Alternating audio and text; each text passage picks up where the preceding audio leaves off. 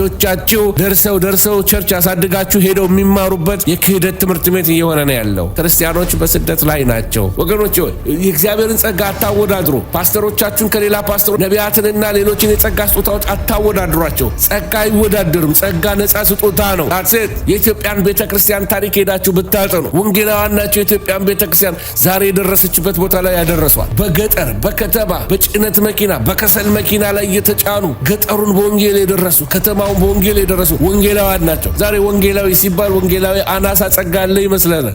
በኮንቴይነር ውስጥ ታስረው ያሉ በመከራ ያሉ ብዙ ክርስቲያኖች የተባሉ መንግስታት ሁሉ ምንም ዞር ብለው ያላዩዋቸው እነዚህ በጓዳ በእሳት እየተቃጠሉ ያሉ ክርስቲያኖች ሊሰሙት ይገባል። አንድ ሰው የጌታ ህይወት በህይወት ውስጥ ከገባ ዓለምን የሚወቅስ ህይወት መኖር ሲጀምር፣ ክርስቶስን እየመሰለ መኖር ሲጀምር፣ ለክርስቶስ ደግሞ ዓለም ቦታ ስለሌላ ክርስቶስን ስለምታሳድድ እንዲሁ በእኛ ውስጥ ያለውን ክርስቶስን ሰይጣን ሊያሳድደው አሁንም ይፈልጋል። ሀብታም ሰው እንዲድን የማያረጉት የለም። ከዳነም ፊት ነው የሚቀመጠው። ስፔሻል ትሪት ያረጉታል። አንዳንድ ቤተክርስቲያን እንደውም ከመዝሙርም ሳያስተምሯቸው አማካሪ ያረጓቸዋል። ቤተክርስቲያኑ በቃ ፈላጭ ቆራጭ ይሆናሉ። አሳፋሪ ነው። ቃል ስንሰማ እየተዝናናን፣ መዝሙር ስንሰማ እየተዝናናን፣ ወንጌል ሲሰበክልን እየተዝናናን እግራችንን ዘርትተን የአባቶቻችሁን ታሪክ ወቁ። ዋጋ ከፍሎ የኖሩ ክርስቲያኖችን ተመልከቱ። እንደዚህ ሉስ የሆነ የኃጢአት በር የሚከፍል ዝፈኑ የሚል ትውልድ፣ በቃ እንደፈለጋችሁ ነው የሚል የመንግስተ ሰማያትን መንገድ በር የሚያሰፋ ትውልድ መጣብን ነው ወይ? መከራ ሲመጣ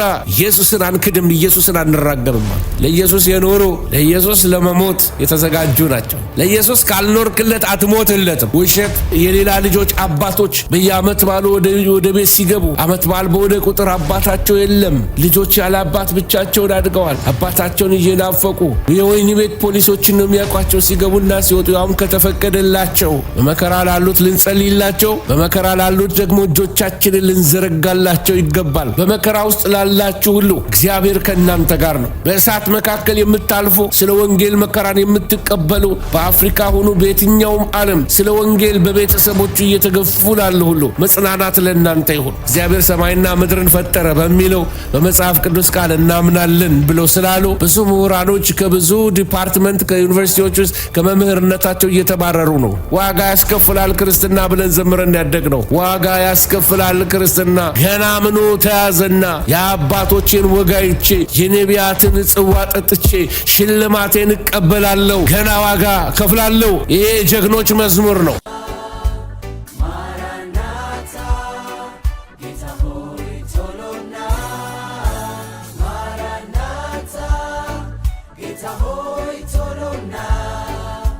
ሰላም ጤና ይስጥልኝ ቅዱሳን፣ እንደምን አላችሁ? የጌታ ሰላም ይብዛላችሁ። እንዲህ ይላል ዮሐንስ ሲናገር፣ እኔ ወንድማችሁ ዮሐንስ፣ እኔ ወንድማችሁ የሆንኩ ከእናንተ ጋር አብሬ መከራውንና መንግስቱን የኢየሱስ ክርስቶስንም ትዕግስት የምካፈል ዮሐንስ ስለ እግዚአብሔር ቃልና ስለ ኢየሱስ ምስክር ፍጥሞ በምትባል ደሴት ነበርኩ ይላል ዮሐንስ። እዚህ ላይ የምትመለከቱትን የሚነግረን ምን እያለ ነው?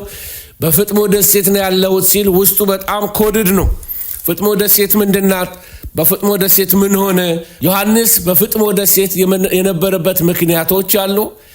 በዛ እግዚአብሔር የሚሰራው ስራ ነበረ። ታሪኩ እንደዚህ ነው። ቄሳር ዶሚታን እኔ አምላክ ነኝ ብሎ ተነሳ፣ ወይንም ሲዘር ኢዝ ሎርድ የሚል እና ኢየሱስ ጌታ ነው የሚለው ቃል የመጣው ይሄ አሁኗ ዘመን የኛ ቤተክርስቲያን ያመጣችው ሳይሆን በጥንቱ ዘመን ቄሳር ጌታ ነው ወይንም ሲዘር ኢዝ ሎርድ የሚለው መፈክር በአመት አንድ ጊዜ ስፔሻሊ የቄሳር ቀን የሚባል አለ። ሰው ሁሉ እጁን ዘርግቶ ሲዘር ኢዝ ሎርድ እያሉ የሚፈክሩበት ቀን ነበራቸው። ምናልባት ዮሐንስ ይህንንም ቀን ይሆናል በጌታ ቀን የሚለው የሲዘር ቀን የሚባል አለ። እሱ ደግሞ የጌታ ቀን ብሎ ይለዋል። ስንደርስበት እንነጋገራለን እሱን። እንግዲህ ቄሳር ዶሚተን ወይንም ይሄ በአማርኛ ነው ዶሚተን፣ ትክክለኛው አባባል ግን ዶሚሽን ነው። በዶሚሽን ዘመን እኔ ጌታ አምላክ ነኝ ብሎ በቃ በግዛት ውስጥ አዋጅ አወጀ ቄሳር። ለዚህ በዛ ዘመን የነበረው አንጋፋው የቤተ ክርስቲያን አማድና መሪ ሐዋርያ የኢየሱስ ክርስቶስን ትንሣኤ ወንጌል በድፍረትና በስልጣን መስበኩን አላቆምም ማለት። ቄሳር እኔ አምላክ ነኝ ባለበት ዘመን ሌላ ጀግና ተነሳበት። ዲክሌር የሚያደርግ ኖ ኢየሱስ ነው ጌታ እያለ የክርስቶስ ኢየሱስን ጌትነት ከትንሣኤው አንጻር ኢየሱስ ሞትን ድል አድርጎ የተነሳ ጌታ ነው እያለ የኢየሱስ ክርስቶስን ትንሣኤ በስልጣን መስበኩን አላቆምም ሲል በጣም ተበሳጭተውበት በአደባባይ በፈላ ዘይት ቀቅለው ሊገድሉት ሞከሩ። ነገር ግን ለዮሐንስ የተነገረ ቃል አለ። እሺ በእርጅና እንደሚሞት እንጂ ሰማዕት ሆኖ ወይንም ታርዶ እንደሚሞት ወይንም ደግሞ በሰው እጅ እንደማይሞት ጌታ ተናግሮታል። ክብር ለእግዚአብሔር ይሁን። እግዚአብሔር ያላችሁ ቃል የትም ዘመን ላይ ይፈጸማል። በዚህ አሟሟት አትሞትም ስላለው ጌታ ይኸውላችሁ ይሄ ሰውዬ በሕይወት ተረፈ። ከሚፈላ ዘይት ውስጥ ልክ ከእሳት ውስጥ እኖ ባሪያዎቹን እንዳዳነ ሲድራቅ ሚሳቅ አብደናጎምን ዳንኤልን ከአንበሳ አፍ ውስጥ እንዳዳነ ልክ እንደዚሁ እግዚአብሔር ዮሐንስን ከሚፈላ ከሚንፈቀፈቅ ከተንተከተከ ዘይት ከዛ ውስጥ አወጣው ምንም ሳይነካ። ስለዚህ በጣም በዚህ ጉዳይ በጣም ተገርመው በተአምር እንደዳነ ሲያውቁ በቃ አንከራተው ሊገሉት አሰቃይተው ሊገሉት ስለፈለጉ ቀጥታ ወደ ግዞት ተላከ ማለት ነው። ታሪኩ ከኋላ ያለው ታሪክ ይሄ ነው። እንግዲህ በዚያ ዘመን ሐዋርያት በስቅላት ሞተዋል። ሐዋርያት በሰይፍ ሞተዋል። ሐዋርያት በመወገር ሞተዋል። ብዙዎች በዚህ ስቃይ ያለፉበት ዘመን ነው። አንድ የቀረ ሐዋርያ እሱ ነው። ከሽምግልናው የተነሳ ብዙ የቤተ ጉባኤ ላይ ይወስዱታል። በየጉባኤው እየወሰዱት ስለ ጌታ ፍቅር ይናገራል። በጌታ ፍቅር ስለ መኖር ይናገራል። ስለ ወንጌል ይናገራል። የኢየሱስ ክርስቶስን ታሪክ ይነግራቸዋል። ወንጌላትን ይነግራቸዋል ወገኖች። ስለዚህ ይሄ ሰው በዛ በነበረው ስደት ውስጥ ብዙ ሰማዕታት ሲሞቱ በግራና በቀኝ ተመልክቷል። ብዙ ቅዱሳን ብዙ የጌታ የሆኑ ሰዎች እየታረዱ ሞተዋል። በሰይፍ ስለት ሞተዋል። ተቀቅለው ሞተዋል። ከከፍታ ላይ እየተፈጠፈጡ ተገድለዋል። ለአናብስቶች ለተለያየ አይነት ክፉ በቀንዳቸው ለሚዋጉ ለክፉ አራዊት እየተሰጡ ሞተዋል ወገኖች ሆይ። ስለዚህ ምንድነው በግላዲያቶስ እነዚህ ግላዲያቶስ በሰይፍ ስለት የሚገዳደሉ በግላዲያቶስ እጅ እንዲሞቱ አድርገዋቸዋል።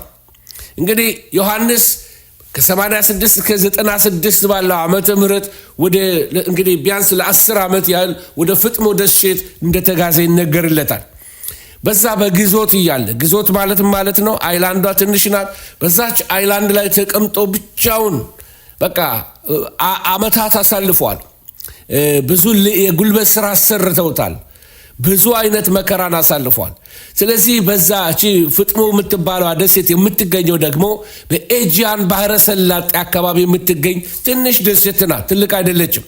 ከኤፌሶን በግምት ወደ 100 ኪሎ ሜትር በስተደቡብ በኩል ከአቴንስ ደግሞ ወደ 270 ኪሎ ሜትር በስተ ምስራቅ በኩል የምትገኝ አይላንድ ናት ወይንም ደሴት ናት።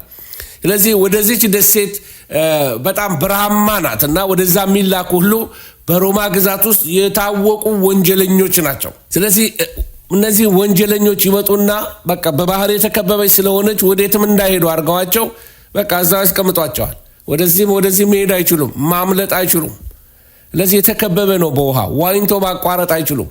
ስለዚህ እዛ ክፉ የሆኑትን በስነ ምግባራቸው በጣም የማይወደዱትን ወንጀለኞች፣ ነፍሰ ገዳዮች ተከሰው የተፈረደባቸው ጊልቲ የተባሉትን እየሰበሰቡ ወስደው ይከቷቸዋል። የዛ ዘመን ቅሊንጦ እንደማለት ነው፣ እስር ቤት ቦታ ማለት ነው። የከፉ እስረኞች፣ የፖለቲከኛ እስረኞች የሚጣሉበት ቦታ ነው እና እነዚህ በክፉ ተግባራቸው ሌሎችን ይበክላሉ ከተባሉት ጋር ነው ዮሐንስ የታሰረው። አያችሁ፣ በጨለማ ቦታ የሚያበራም ሰው ይፈልጋል። አንዳንድ ጊዜ እግዚአብሔር ሰዎችን የት እንደሚያስቀምጣቸው የሚገርም ነው። በወህኒ ቤት ይታሰራሉ ምንም ስላላደረጉ በጽድቅ እየተመላለሱ። የኤርትራ ክርስቲያኖች በመከራ ውስጥ በዚህ ዘመን እያለፉ ስላሉ እነሱን በዚህ ሰዓት እንድናስብ እኒሁ በዚህ ነገር ላይ ፎከስ አደርጋለሁ ዛሬ ወገኖች ሆይ። አደገኛ ወንጀለኞች ዳግመኛ ወደ ማህበረሰቡ እንዳይቀላቀሉ የተፈለጉ የእድሜ ልክ የግዞት እስረኛ የሆኑ ፍርድ የተበየነባቸው ምንድነው የሚባለው እድሜ ይፍታህ የሚባል ፍርድ የተበየነባቸው እስረኞች የሚታሰሩበት ቦታ ነው። እንግዲህ ይሄ ጨካኙ ቄሳር ሽማግሌው ሐዋርያን ከመግደል ይልቅ ምናልባት ከነዚህ ወንጀለኞች ጋር ቢያስረው እና ቢሰቃይ ቀስ በቀስ በቃ ስቃዩ ሲበዛበት በስተርጅና አምላኩን ክዶ ይሞታል ብሎ ነው ወደዛ የወሰደው። ይሄ የዛ የቄሳሩ የፈጠረው መላ ነበረ። እንግዲህ ስደት በኔሮ ዘመን ቀድሞ ነበረ። ይሄ ዶሚሽን ከሱ በኋላ ነው የመጣው እና ሰሌዳዎች ላሳያችሁ ፈልጋለሁኝ። ይሄ ዋሻ ውስጥ ያለ ለዮሐንስ ጌታ የተገለጠለት ቦታ፣ ራእዩን ያየበት ቦታ ይሄንን ይመስላል። በጣም እንደ ሽራይን ወይንም ደግሞ እንደ መቅደስ ሰርተውታል። አሁን ግን ዋሻ ነው፣ ታዩታላችሁ። ትልቅ ድንጋይ ውስጥ እንደሆነ ታያላችሁ። ሌላ ስዕል ላሳያችሁ። ይሄ ውስጡ ነው። አሁን ብትሄዱ ቱሪስት የሚያየው ቦታ ነው፣ ግን የዛ ዘመን በዋሻ ውስጥ ነበር የሚኖረው። ጉስቁል ያለ ሐዋርያ ነው፣ ያልተመቸ ሐዋርያ ነው፣ በሽምግልና ያለ ሰው ነው እና ሌላው ደግሞ ይሄ ነው። እሺ ተመልከቱት። ይሄም ውስጥ ያለ መጸለያ ቦታ ነው፣ እንደ ቻፕል ነው። እዛው ዋሻ ውስጥ ነው አሁንም ይሄ የምትመለከቱት። በግሪክ ያሉ ሰዎች ያውቁታል፣ በቀላሉ ቦታውን አይደንቲፋይ ያደርጉታል። ስለዚህ በማፕ ላይ ማየት ከፈለጋችሁ ደግሞ ይሄ ነው። በማፕ ላይ የምትመለከቱት እንግዲህ የምታዩት ዮሐንስ የተገለጠለት ቦታ ነው። በማፕ ላይ እንድታዩት ነው። ወደፊት ሊሄድና ይህቺ ከተማይቷ ናት። ከተማይቷ በውስጧ እንግዲህ ብዙ ታሪክ አለ። እንግዲህ ለ3000 ዓመታት ያህል ሰው የኖረባት፣ በተለይ የክርስቲያን መንግስት በተቋቋመበት በቢዛንታይን ዘመን ብዙ ገዳማት ተሰርተውባት ነበረ እና ከተማዋ ውስጥ ደግሞ እውቅ የሆነ ትምህርት ቤት እንደነበረ ታሪክ ይናገራል። ይህንን ከተመለከትን ዶሚተን ያልኳችሁ ሰው ይሄ ነው። በጣም ክፉ ስራዎችን በዮሐንስን ያሳሰረው ዶሚተን የሚባለው መሪ ይሄ ነው። ዶሚሽን ይሄ እንግዲህ በሮም ለምትኖሩ በደንብ ታቆታላችሁ። ይሄንን በየቦታው ላይ ምስሎችን ታያላችሁ። ሌላው ከሱ በፊት የነበረው ደግሞ ጨካኝ መሪ ኒሮ ይሉታል። ኒሮ ደግሞ በጣም ብዙ ያደረገው በጣም ጨካኝ፣ የሚያስደነግጥ፣ የሚዘገንን ብዙ ወንጀሎችን አድርገዋል። ስለዚህ እነዚህን ምስሎች ስትመለከቱ በአይኖቻችሁ ውስጥ እኛ ምናልባት ነፃነት ባለበት ቦታ ላይ ስላለን ሁሉ ነገር ሰላም እንዳይመስላችሁ። ብዙ በመከራ የሚያልፉ ክርስቲያኖች በዚህም ዘመን አሉ። በእውነት ክርስቶስ ኢየሱስን እየመሰሉ ሊኖሩ የሚወዱ ሁሉ ይሰደዳሉ ይላል መጽሐፍ ቅዱስ። ስለዚህ አንድ ሰው የጌታ ሕይወት በሕይወት ውስጥ ከገባ ለዓለም የሚመች ሕይወት አይኖርም። ዓለምን የሚወቅስ ሕይወት መኖር ሲጀምር፣ ክርስቶስን እየመሰለ መኖር ሲጀምር፣ ለክርስቶስ ደግሞ ዓለም ቦታ ስለሌላት ክርስቶስን ስለምታሳድድ እንዲሁ በእኛ ውስጥ ያለውን ክርስቶስን ሰይጣን ሊያሳድደው አሁንም ይፈልጋል። የጻድቃንን መከራ ሊያበዛ፣ አበሳቸውን ሊያበዛ ይነሳባቸዋል። ብዙ መከራዎችን አልፈዋል። ከዚህ ቀደም እንግዲህ ኔሮ እንዳልኳቸው ከዶሚታን በፊት ይሄ ስዕሉ ላይ የምትመለከቱት ኔሮ ብዙ ጨካኝ ነገሮችን አድርጓል። ወገኖች ሆይ በዘመኑ በብዙ ሺህ የሚቆጠሩ ክርስቲያኖችን ሰቅሏቸዋል። በጣም የሚሰቀጥጥ አገዳደል ገሏቸዋል። የተራቡ አናብስት እንዲቀለጣጥሟቸው አድርጎ ሰጥቷቸዋል፣ ለአራዊት ሰጥቷቸዋል። ከሁሉ የሚዘገንነው ደግሞ ብዙ የሚነገርለት በአትክልት ስፍራ ውስጥ የራሱ እንትን አለው፣ የአትክልት ስፍራ ጋርደን አለው። በዛ ውስጥ ከመኳንንቶቹ ጋር ሆኖ እየበላ እየጠጣ በወይን ሰከር ወይም ሞቅ ባለው ሰዓት ላይ ክርስቲያኖችን በሰም የተነከረ ጨርቅ አርጋችሁባቸው ጠቅልሏቸው ይላቸዋል። ከዛ ይጠቀልሏቸውና በሰም ከዛ በኋላ በላያቸው ላይ እንደ ሻማ ይለኩሱባቸዋል፣ እሳት ያነዷቸው ነበረ። በአትክልቱ ውስጥ በሱ ጋርደን ውስጥ ክርስቲያኖች በእሳት እየተቃጠሉ ሲሰቃዩና ሲጮሁ ወይንም ሲሞቱ የነሱ ሬሳ እየተቃጠለ እሱ በምሽት ብርሃን አገኘው ይላል። በዛ ጨለማ ሰዓት በባክያርድ ላይ ተቀምጦ ከመኳንንቱ ጋር ይበላሉ፣ ይጠጣሉ። ሕሊናቸው ምንም አይወቅሳቸውም። ክርስቲያን ለነሱ የውሻ ያህል ክብር አይሰጡትም ነበር። ስለዚህ በአትክልቱ ስፍራ እንደ ጧፍ አነድዷቸው። ትንቢታዊ ነው።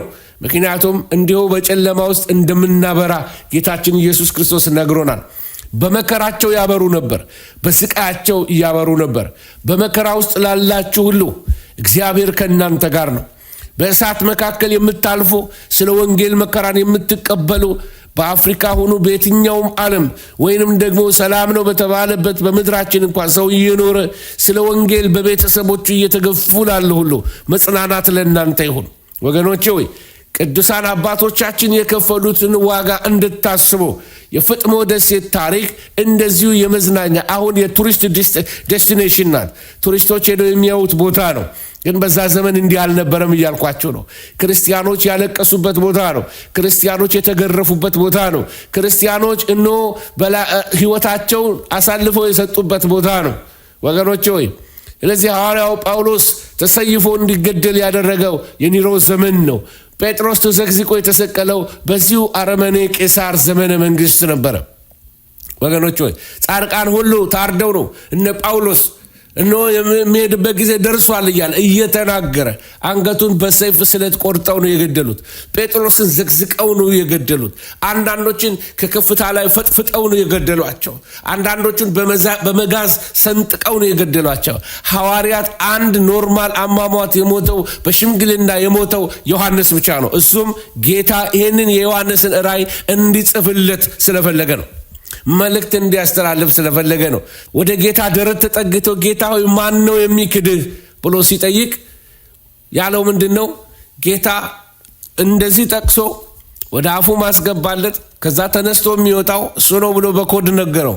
እሺ አሁንም ተጠግቶ ከጌታ የሰማ ከጌታ ጋር መሆን የለመደ የጌታን ድምጽ ያወቀ ሰው ስለሆነ ጌታ አሁንም በመጨረሻው ከመሰብሰቡ በፊት ዮሐንስን ወደሱ የመጨረሻውን ለዓለም የሚያስፈልገውን መገለጽ ይሰጠዋል ወገኖች ሆይ። ለዚህ ወደ 95 ዓመተ ምህረት ላይ ዮሐንስን ወደ ፍጥሞ ደሴት አጋዙት። በዛ ዘመን እንዳልኳችሁ ዶሚሽን ነበር። ቅድም ያሳየኋችሁ ስዕል ነው። በዶሚሽን ዘመን ነው ከ40,000 በላይ የሚሆኑ ክርስቲያኖች ተሰቃይተው የተገደሉት። በዮሐንስ ዘመን 40,000 የሚሆኑ ክርስቲያኖች ታርደዋል። ክርስትና ከገሊላ እስከ ሮም ድረስ እንዴት ደረሰ? እነዚህ ሲምፕል የሆኑ አሳጥማጆች፣ እነዚህ ያልተማሩ አሳጥማጆች፣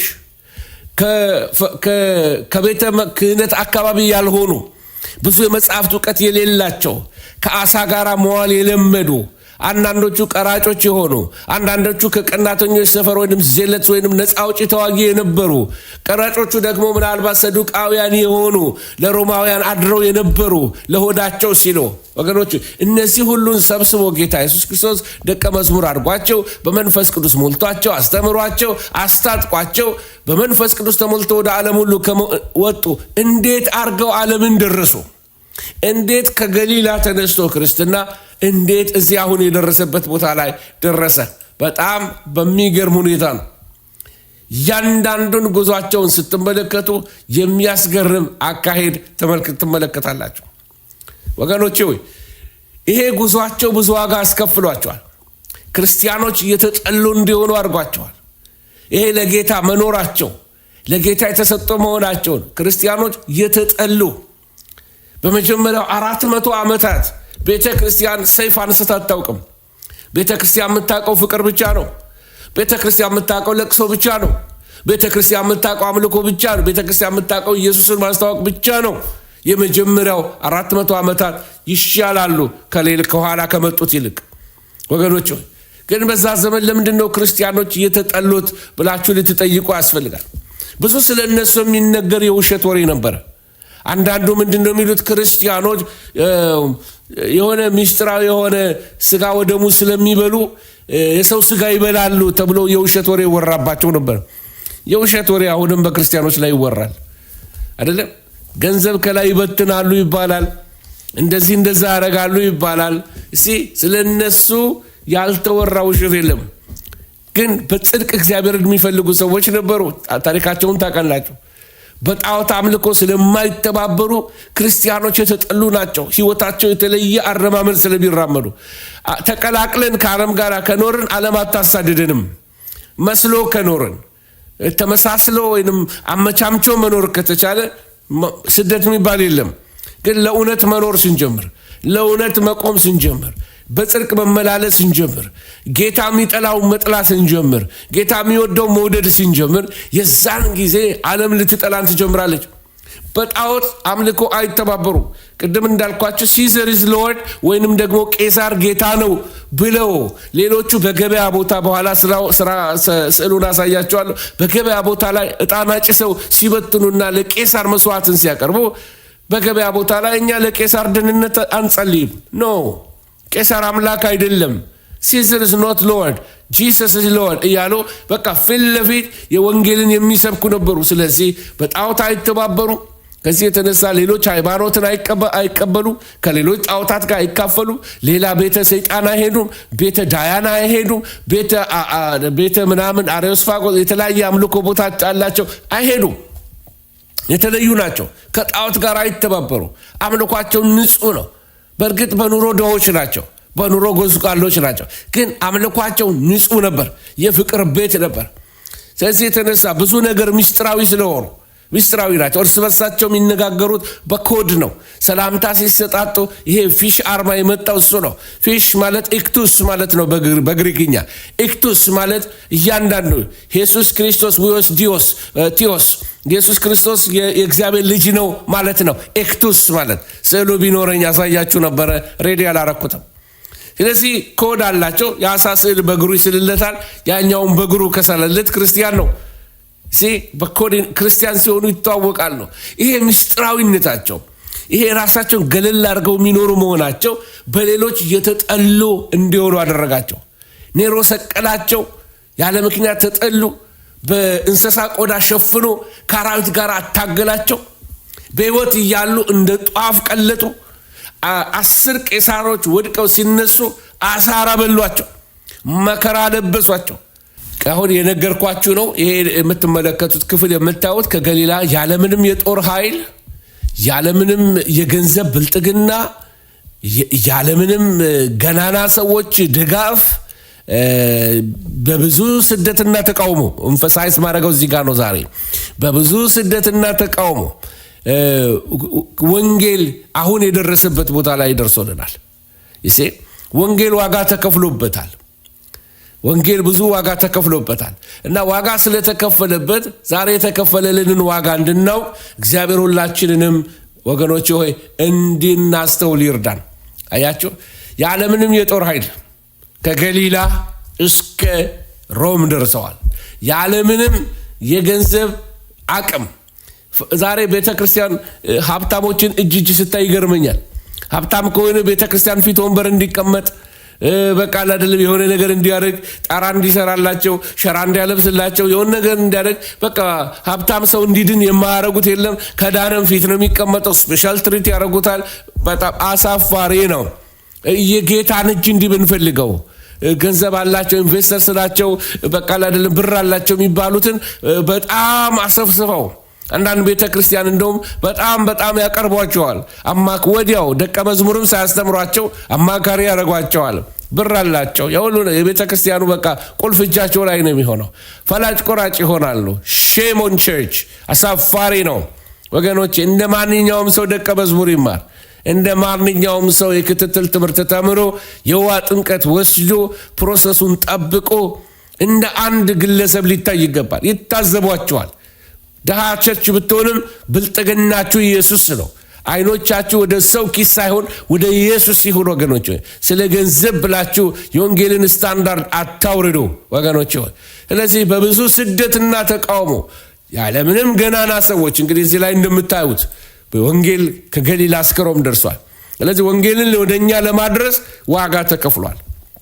ዛሬ እሱን ነው የምንነጋገረው። ከገሊላ እስከ ሮም ብዙ መንገዶችን ተጠቅመዋል። ሮማውያን ለራሳቸው መንገድ ሲሰሩ እኛ ክርስቲያኖች ደግሞ ቤተ ክርስቲያን ደግሞ የሰሩትን መንገድ ትጠቀምና ለወንጌል ይጠቀሙበታል። ብዙ መንገዶች አሉ። እንደ ቪያ ፒያ የታወቀ መንገድ ነበረ። ቪያ ቫለሪያ የታወቀ መንገዶች ነበሩ በዛ በሮም ዘመን እና በዛ መንገድ እየተጠቀሙ ወንጌልን ያደርሱ ነበረ።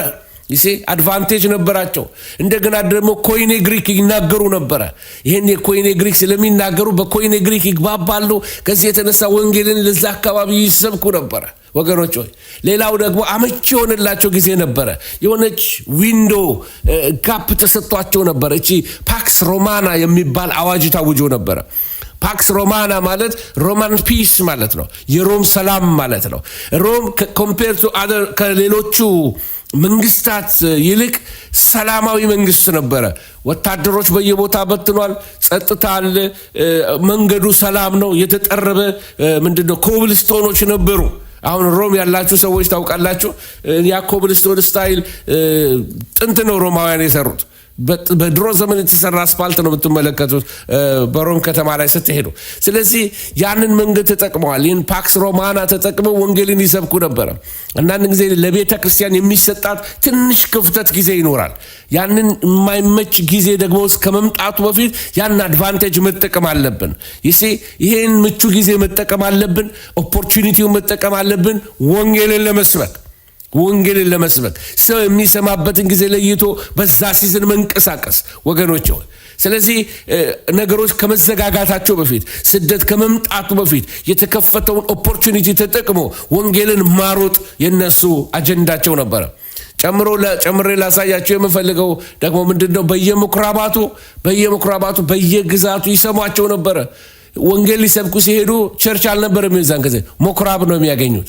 መጀመሪያ ለአይሁድ ነው ወንጌል የሚሰበከው ተብሏልና መጀመሪያ ለአይሁድ ይሰብኩ ነበር ጳውሎስን በተቃወሙት ጊዜ ነው በሉት እንግዲህ እኔ ለአሕዛብ ብርሃን አድርጌ እሰጥሃለሁ ብሎኛል እግዚአብሔር ብሎ ፊቱን አዙሮ ወደ አሕዛብ የሄደው ጳውሎስ መጀመሪያ ግን ይሰበሰቡ የነበሩት በምኩራባት ነበረ እሺ እየቀጠልን ስንሄድ እንግዲህ ሌላው ደግሞ ያለምንም ፈቃድ መዘዋወር ይችሉ ነበር ከስፍራ ስፍራ ከቦታ ቦታ ይዘዋወሩ ነበር ወንጌልን መስበክ ይችሉ ነበር ያለምንም ፈቃድ እና ሌላው የወሰዱት ኦፖርቹኒቲ አለ እሱ ምንድነው የሮም ግዛት በጣም ኮራፕትድ የሆነበት ጊዜ ነበር ቆሽሽ ያለበት ጊዜ ሞራሊ በቃ ለሚያሳፍራችሁ እዚህ ቦታ ላይ ለነግራችሁ ማልችል ነውሮች ይደረጉ ነበር ጥንቆላው መተቱ የግብረገብ መዛባቱ በቃ ልክ ቆሽሽ ያለ ዓለም ሆኖ ነበር ቤተሰብ ቆሽሿል ሞራል የሚባል ነገር የለም ሮማውያን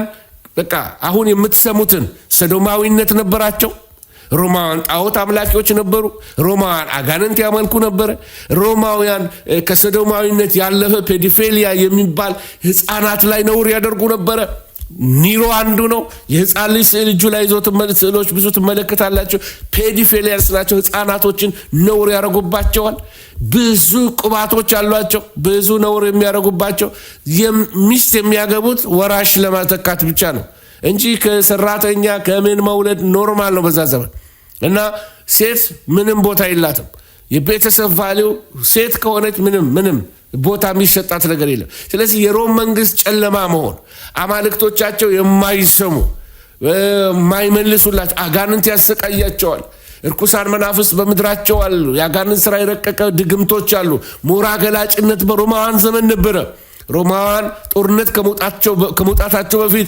ከዋክብትን አንብበው ነው የሚወጡት እንደገናም ደግሞ ሞራ ገላጮች ሞራውን ገልጠው አይተው በሞራው ላይ ያለው መስመር ተመልክተው በዚህ ጋር ትሄድ በዛ ጋር ሄድ እንደዚህ ያሉ መናፍስት ያደሩባቸው መተተኛ ጥንቋዎች አሏቸው የራሳቸው ይሄንን ጨለማ ተጠቀሙና በዚህ ዳርክ በሆነ ስፒሪቱ ዳርክ በሆነበት ዓለም ላይ ክርስቲያኖች በእግዚአብሔር መንፈስ ተሞልተው ገቡበት ሃሌሉያ ክብር ለእግዚአብሔር ይሁን ለአጭር ጊዜ ለአገልግሎት ወደ ህንድ ሀገር ሄጄ ነበር በህንድ ሀገር በጣም የሚገርም ነገር የምታዩት ግን እናንተ ከውጭ ስትገቡ በቃ እግዚአብሔር መንፈስ ያለበት ሰው ሲገባ መጀመሪያ ሰዎቹ ላይ የሚያየው ነገር ደስታ የሌለው ሰው ነው ፊታቸው ላይ በቃ የሚፈልጉት ነገር ያለ ነው የሚመስላችሁ ሁሉም ሰው የሚያሳዝን ኑሮ ነው በቃ ያጋንንት ስራ ትመለከታላችሁ ባረፍኩበት ቦታዎች ላይ ኖቲስ ያረኩት አየሩ ላይ ያለው ክብደት ስፒሪቹዋሊ ያለው warfare አስተውሳለሁ ክርስቲያኖች እኔ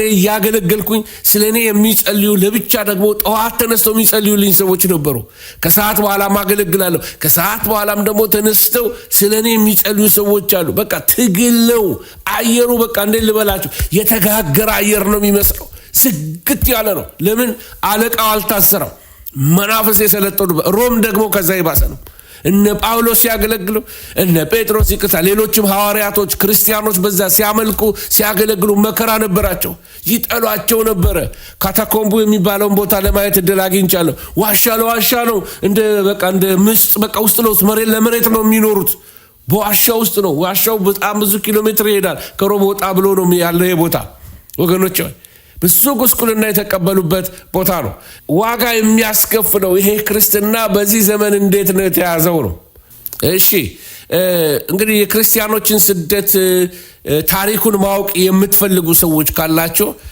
አንድ መጽሐፍ ሬኮመንድ አደርጋችኋለሁ። ይሄ መጽሐፍ በአማዞን ላይ ታገኙታላችሁ። ምናልባት አንዳንዶቻችሁ ላይብራሪ ውስጥም ይኖራል። ፐብሊክ ላይብራሪ ክላሲክ መጽሐፍ ነው፣ የቆየ መጽሐፍ ነው። ጆን ፎክስ የሚባል ሰው ነው የጻፈው እና ቡክ ኦፍ ማርቲርስ የሚል ነው፣ የሰማዕታት መጽሐፍ የሚል ነው። ይህንን መጽሐፍ ማንበብ የምችሉ ሰዎች ካላችሁ ሙሉ ታሪኩን ታገኛላችሁ። እዛ ላይ እያንዳንዱ የተቀበሉትን መከራ በደንብ እንድታስተውሉና በደንብ እንዲህ አይነት ታሪክ ማንበብ የምትፈልጉ ሰዎች ይህን መጽሐፍ ሬኮመንድ አደርጋችኋለሁ። ኔሮ በቆዳ ሸፍኖ በአራዊት እንዴት እንዳታገላቸው የነገረንን ታሪክ ከዛ ላይ የነገርኳቸው። የሰቀላቸው፣ ያቃጠላቸው፣ በህይወት እያሉ ብዙ መከራ ያደረሰባቸውን ታሪክ እዛ ላይ ነው የምትመለከቱት። እንደገናም ደግሞ ዮሐንስ በፍጥሞ ደሴት ራእይን እንዴት እንደጻፈም በዛው ላይ ታገኛላችሁ ማለት ነው። ምናልባት ይጠቅማቸዋል ብዬ ነው ይህን እንደዚህ አይነቱ ስላይዶችን ወደ እናንተ ማመጣላችሁ እና በዛ ዘመን ከተነሱ አስደናቂ የእግዚአብሔር ሰዎች አንዱ ጠርጠሉስ ተብሎ በአማርኛ ይጠራል። ነገር ግን ትክክለኛው ስሙ ተርቱሊየን ነው። ተርቱሊየን የሚገርሙ ነገሮችን ይናገር ነበረ። ከሚናገራቸው ነገሮች አንዱ ምን ይል ነበረ? the blood of the martyrs is the seed of the church ይላል። የሰማዕታት ደም የቤተ ክርስቲያን ዘር ነው ብሎ ይናገር ነበረ። ሌላም የተናገረውን ነገር ላሳያቸው። ባጨዳችሁን መጠን እናድጋለን፣ የክርስቲያኖች ደም ዘር ነው ይላል። በእንግሊዘኛው ላይ ሞር ቴስት አለው።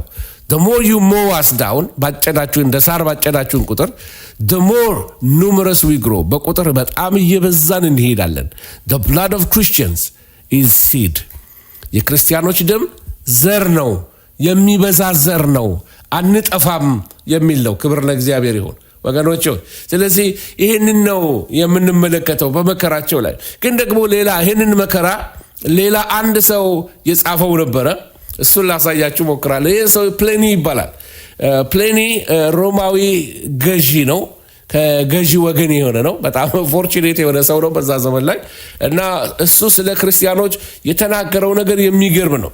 የቢታንያ አውራጃ ገዢ ነው፣ ገቨርነር ነው እና ሮማዊ ነው እና በጣም የሚገርመው ነገር የክርስቲያኖችን የህይወት ጥራት ሰላይ ልኮ ደብዳቤ ለቄሳር ደብዳቤ ጻፈለት እና ደብዳቤው ላይ ክርስቲያኖች በትዳራቸው ታማኞች ናቸው፣ በንግዳቸው ታማኞች ናቸው፣ እርስ በርሳቸው ይከባበራሉ፣ ህይወታቸው የሚያስቀና ነው፣ ኑሯቸው የሚያስቀና ነው፣ በጣም በፍቅር አብረው ይበላሉ። አጋፔ ቢል የሚባል ነገር አላቸው። ተሰብስበው በሰንበት በእነሱ እሁድ ተሰብስበው በመጀመሪያው ቀን ይበላሉ፣ አብረው ይጠጣሉ፣ የኑሮ ልዩነት የለባቸው፣ በጣም ሰላማውያን ናቸው ብሎ ተደንቆ በጣም ሪስፔክትፉል የሆነ ደብዳቤ ጽፏል። ያ ደብዳቤ ተገኝቷል፣ ሂስቶሪካል ነው፣ ተቀምጧል። ይህንንም እዛ መጽሐፍ ላይ ልታገኙ ትችላላችሁ። ወይንም ኖርማል ቸርች ሂስትሪ የሚል መጽሐፍ ካገኛችሁ እዛ ላይ ታነቡታላችሁ። ስለዚህ ይሄ ሰው ለቄሳር ይህንን ደብዳቤ ጽፎለት ሲጨርስ ቄሳር ደብዳቤ ጻፈለት እና ምን አለው? ስማ አለው፣ እስቲ ይህን ጥያቄ ጠይቃቸው፣ ቄሳር ጌታ ነው በሉ በላቸው፣ ካሉ ተዋቸው፣ ካላሉ ግደላቸው የሚል ትእዛዝ ከቄሳር መጣለት። ኦፍኮርስ መልሱን እናንተ ታውቁታላችሁ። ያንን ደብዳቤ ግን ጽፎ ያስቀመጠው ይሄ ፕሌኒ የሚባለው ሰው፣ ይሄ እሱ ምስል ትክክለኛ ምስል ነው። ይሄንን የምትመለከቱት በዛ ዘመን ከነበሩት አባቶች መካከል በጣም ከማደንቃቸው አንዱ ኢግናቲየስ ይባላል ወይ ኢግኔሽየስ ይባላል። ኢግኔሽየስ የአንጾኪያ ቤተክርስቲያን ጳጳስ ነበር። አንቲዮክ ወይም አንጾኪያ እንግዲህ ታውቃታላችሁ። ክርስቲያኖች ለመጀመሪያ ጊዜ አንጾኪያ ላይ ክርስቲያን ከነ ሐዋርያት ካለፉ በኋላ ሌላ ሰከንድ ጄኔሬሽን ተነስቷል። የቤተክርስቲያን አበው ምንላቸው እሱ ነው። ሐዋርያት አሉ። ከሐዋርያት በኋላ የቤተክርስቲያን አባቶች ነበሩ። የአባቶች ዘመን አለ። እነሱን ስማቸውን ወደፊት አስተዋውቃቸዋለሁ። አንዳንዶቹን በዚህ ልናውቃቸው ይገባል። ብዙ ጊዜ ፕሮቴስታንቶች ሂስትሪ ላይ ደካሞች ነን፣ በጣም ደካሞች ነን። ምክንያቱም ታሪክን የማያውቅ ደግሞ ይላሉ ስህተትን ይደግማል ይላሉ። ለዚህ ልናቅ ይገባል። እውቀት እንትን አይደለም፣ መንፈስ ቅዱስን እንዲርቅ አያረገንም። በእግዚአብሔር መንፈስ የተቀባ እውቀቶች አሉ። እውቀትን ከቤተ ክርስቲያን ውጪ ካወጣን ዲሰፕሽን ይገባል፣ አታላዮች ይገባሉ። መጀመሪያ የሚዋጉት ይሄንን ነው። ቴዎሎጂ ምን ይጠቅመናል? ይሄ ምንድነው? ቃል ብቻ አትበሉ። እኛ የሚያስፈልገን መንፈስ ብቻ ነው። መንፈስ ብቻ አይደለም የሚያስፈልገን፣ ቃሉም ያስፈልገናል። ቃሉና መንፈሱ ደግሞ አይፋቱም። ቃሉና መንፈሱ አይፋቱም። እግዚአብሔር ቃል በእግዚአብሔር መንፈስ ነው የተጻፈው። እግዚአብሔር ቃል የተሞላ ሰው እግዚአብሔር መንፈስ ያለበት ሰው ነው። ክብር ለእግዚአብሔር ይሁን። ስለዚህ አንድ ሰው በቃ አጋንንት ማስጮህ ብቻ አይደለም ያለበት መቀባቱን ለማሳየት። እነዚህ አጋንንት የሚያስጮህ ደግሞ መጽሐፍ መግለጥ አይችሉም። ይኸው አፋቸው ተዘግቷል እኮ መጽሐፍ መግለጥ አይችሉም። እሺ ቅዱሳት መጽሐፍትን ማስተማር ጊፍት ነው። አንዱ ስጦታ ለአንዱ ስጦታ ኮምፕሊመንተሪ ነው፣ ጠቃሚ ነው፣ ተደጋጋፊ ነው እንጂ አንዱን ስጦታ አግንነን ሌላውን ስጦታ ማውረድ የለብንም። በቤተ ክርስቲያን ውስጥ ሁሉም ስጦታ ኢምፖርታንት ነው። የነቢዩ ስጦታ እንደ ፓስተሩ ስጦታ ኢምፖርታንት ነው። የፓስተሩ ስጦታ እንደ ሐዋርያው ስጦታ ኢምፖርታንት ነው። የሐዋርያው ስጦታ እንደ ወንጌላዊ ስጦታ። ወገኖች ወንጌላውያን እኮ ትልቅ ስራ ይሰራሉ። እሺ በቤተ ክርስቲያን ውስጥ ትልቅ ስራ ያላቸው ናቸው እኮ። የኢትዮጵያን ቤተክርስቲያን ታሪክ ሄዳችሁ ብታጠኑ ወንጌላውያን ናቸው። የኢትዮጵያን ቤተክርስቲያን ዛሬ የደረሰችበት ቦታ ላይ ያደረሷል። በገጠር በከተማ በጭነት መኪና በከሰል መኪና ላይ እየተጫኑ በአውቶቡስ ላይ ምንድነው የሚባለው ካቻማሌ የሚባለው በሎንቺና፣ በእኛ ዘመን ሎንቺናዎች ነበሩ። በሎንቺና እየተጫኑ ነው ገጠር ለገጠር እየሄዱ በየክፍለ ሀገሩ በራይድ እየጠየቁ ወንጌል እየሰበኩ ገጠሩን በወንጌል የደረሱ ከተማውን በወንጌል የደረሱ ወንጌላውያን ናቸው። ዛሬ ወንጌላዊ ሲባል ወንጌላዊ አናሳ ጸጋ ያለ ይመስላል። ነው አይደለም። ወንጌላዊው እንደ ፓስተሩ ኢምፖርታንት ነው። ፓስተሩ እንደ ነብዩ ኢምፖርታንት ነው። አሁን የተዘበራረቀው ምንድነው? በቃ አይደለም የሚታይ ነገር ያላቸው ሰዎች ከሆኑ እነሱን ለመስማት እንሄዳለን። እነሱ ደግሞ የሚሰማ ነገር የላቸው። እነሱ ደግሞ ያላቸው ነገር በተሰጣቸውን ጸጋ ይሰጣሉ። ወገኖች ሆይ የእግዚአብሔርን ጸጋ አታወዳድሩ። ፓስተሮቻችሁን ከሌላ ፓስተሮች አታወዳድሩ። ነቢያትንና ሌሎችን የጸጋ ስጦታዎች አታወዳድሯቸው። ጸጋ አይወዳደርም። ጸጋ ነፃ ስጦታ ነው። ነፃ እግዚአብሔር የሰጠው ነው። that's it። ነገር ግን እያወዳደርናቸው ሳናቀው ሰው ሁሉ በቃ ሌላውን ኦፊስ ሁሉ እየሸሸ ወደ ሌላ ቢሮ በቃ በማይሆን ቢሮዎች ውስጥ ተቀምጧል። ወገኖች ሆይ ይሄ በጣም ስህተት ነው። ይሄ ስህተት ነው። መስተካከል አለበት ከቤተ ክርስቲያን ላይ ወገኖች ሆይ። ስለዚህ የመጣሁበት ነገር ምንድነው? ኢግኔሽየስ የሚባል ሰው ነበር። ኤጲስቆጶስ ነበር። ቢሾፕ ማለት ነው በእንግሊዘኛ ኤጲስቆጶስ። ይሄ ኤጲስቆጶስ በህይወቱ የሚገርም አካሄድ የሚኖር የእግዚአብሔር ሰው ነበረ። በታዋቂ ነው። ሮማውያን ይፈልጉት ነበረ። አንድ ቀን በሮማን ወታደሮች ተይዞ ወደ ኮሎሲየም ሊገደል እየተወሰደ ነበረ። ስለዚህ በእግሩ እየተወሰደ እያለ የዛን ጊዜ እንግዲህ ወይ በፈረስ ወይ በእንስሳ ነው ወይ በእግር ነው የሚሄዱት። በየከተማው ባለፉበት ከተማ ሁሉ ክርስቲያኖች ኢግኔሽየስ መጣ። በጣም ስመጥር አገልጋይ ነው። ኢግኔሽየስ መያዙን ሰምተው በየከተማው እየወጡ ቅዱሳን ሰላም ይሉት ነበር። በየመንገዱ ከወታደሮቹ ጋር እየከበቡ ውሃ ይሰጡታል፣ ምግብ ይሰጡታል፣ ያቅፉታል፣ ይስሙታል። ክርስቲያኖች ከየከተማው እየወጡ በመንገድ እየሄደ እያለ የሚገርም ነገር ይናገር ነበር። ገና አሁን ደቀ መዝሙር መሆን የጀመርኩ ይመስለኝ ነበረ ይላል። ገና አሁን ደቀ መዝሙር ሆንኩኝ። በቃ በእውነት ወደ ሞት ጌታን ስከተል ነው ደቀ መዝሙርነቴን ያወቅኩት ይላል። ከዱር አራዊት መካከል ምናልባት ሌላ ስዕሉ ላይ ይሄ ጽሑፍ ካለ ላውጣላቸው። ሮም እስኪደርስ ድረስ አማኞች በየመንገዱ እየወጡ አብረውት ይራመዱ ነበረ። በቃ ምክንያቱም የዘመኑ ታዋቂ አገልጋይ ነው። ወደ ሞት አፋፍ እየሄደ ወደ መከራ እየሄደ ወደ ኮሎሲየም እየሄደ ለአናብስት ሊሰጥ እየሄደ ወንጌልን ይሰብክ ነበር በየመንገዱ ላይ። በየምሽቱ ደግሞ ደብዳቤ ይጽፍ ነበረ። ገስዋት ፖሊካርፕ ለሚባለው በሰርምኔስ ቤተክርስቲያን በኋላ የምንመለከተው ወጣት አገልጋይ ነበረ። ለሱ ደብዳቤ ይጽፍለታል። ምን ይለዋል? እንደ ብረት ጽና፣ ቆም፣ በርታ ፖሊካርፕ እያለ ደብዳቤ ይጽፍለት ነበረ። ከ40 ዓመት በኋላ ፖሊካርፕ ደግሞ ተረኛ ሰማዕት እንደሆነ የቤተክርስቲያን ታሪክ ይነግረናል። ወገኖቼ ሆይ ይህንን ያለው በመንገድ እየሄደ ነበረ። ሌላ ምስል ላሳያችሁ ስለሱ። ይህንን የተናገረው እሱ ነው። አሁን ገና ደቀ መዝሙር የሆንኩ መሰለኝ። ወደ ሰይፍ የቀረበ ወደ እግዚአብሔር የቀረበ ነው። ከዱር አራዊት መካከል የሚሄድ ከእግዚአብሔር የተቀራረበ ነው እያለ ይናገር ነበረ። ወገኖቼ ሆይ እንዲህ አይነት ጀግና አባቶች እንደነዚህ አይነት በቃ እግዚአብሔር መንፈስ የሞላባቸው ቀሳውስት ቢሾፖች የነበሩበት ዘመን ነበረ። ቤተክርስቲያን አሁን የት ነው ያለችው? እኛ ዛሬ የት ነው ያለነው? የሰው ግልምጫ ከቤተክርስቲያን የሚያባረረን በወንጌል ማፍሩ ስለ ወንጌል ግንባራቸው ቡላ ድንጋይ የሆነ በጣም ብርቱ ጽኑ አባቶች ነበሩን። መሰረታችን እንዲህ አይነቱ ነው።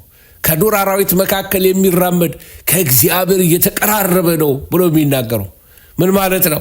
በአራዊት መካከል ሲሄዱ በቃ ደረሰ ወደ ጌታ እየቀረብኩ ነው እየነሱ የሚሉት። በሞትን እየፈሩ እያለቀሱ እየተንቀጠቀጡ አይደለም የሞቱት። ደፋሮች ናቸው። በመንፈስ ቅዱስ ልባቸው በሰላም ተጠብቆ አለመደንገጥን ከነሱ እንማራለን። አለመፍራትን ከነሱ እንማራለን። ዋይ መንፈስ ቅዱስ ኮንትሮል ያደረገው ህይወት ነበር የሚኖሩት።